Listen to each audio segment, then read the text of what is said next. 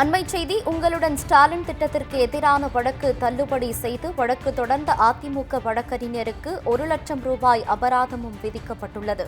இதுகுறித்த அண்மை செய்தியை பார்க்கிறோம். தமிழ்நாடு அரசின் உங்களுடன் ஸ்டாலின் திட்டத்திற்கு எதிரான மனு தள்ளுபடி செய்யப்பட்டதாக சென்னை உயர்நீதிமன்றம் தெரிவித்திருக்கிறது. உங்களுடன் ஸ்டாலின் திட்டத்திற்கு எதிரான மனு தள்ளுபடி செய்யப்பட்டுள்ளது. உங்களுடன் ஸ்டாலின் திட்டத்திற்கு எதிராக வழக்கு தொடர்ந்த அதிமுக வழக்கறிஞர் இனியனுக்கு 1,00,000 ரூபாய் அபராதம் விதித்து உயர்நீதிமன்றம் உத்தரவு பிறப்பித்திருக்கிறது.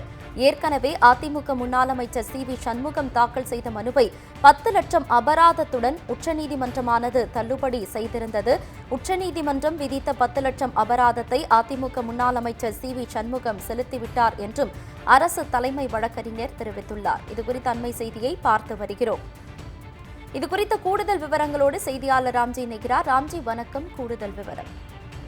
சென்னையை சேர்ந்த அதிமுக வழக்கறிஞர் இனியன் என்பவர் சென்னை உயர்நீதிமன்றத்தில் உங்களுடன் ஸ்டாலின் திட்டத்திற்கு தடை விதிக்க வேண்டும் என்று சென்னை உயர்நீதிமன்றத்தில் ஒரு வழக்கு மனு ஒன்று தாக்கல் செய்தார்கள்.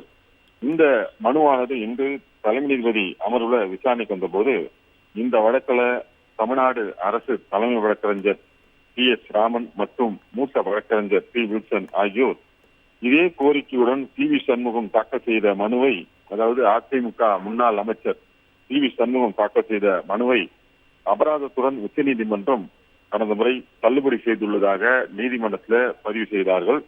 இதையடுத்து தலைமை நீதிபதி அமர்வு 1,00,000 ரூபாய் அபராதம் விதித்து அந்த மனுதாரருக்கு 1,00,000 ரூபாய் அபராதம் விதித்தும் அந்த அதிமுக வழக்கறிஞர் இனியன் தாக்கல் செய்த மனுவையும் தள்ளுபடி செய்து உத்தரவு பிறப்பித்திருக்காங்க. இதனிடையே உச்சநீதிமன்ற உத்தரவுப்படி அதிமுகவின் முன்னாள் அமைச்சர் சி வி சண்முகம் 10 லட்சம் ரூபாய் அபராதத்தை செலுத்திவிட்டதாக நீதிமன்றத்தில் தலைமை அரசு வழக்கறிஞர் நீதிமன்றத்தில் தெரிவித்திருக்காங்க. தகவல்களுக்கு நன்றி ராம்ஜி.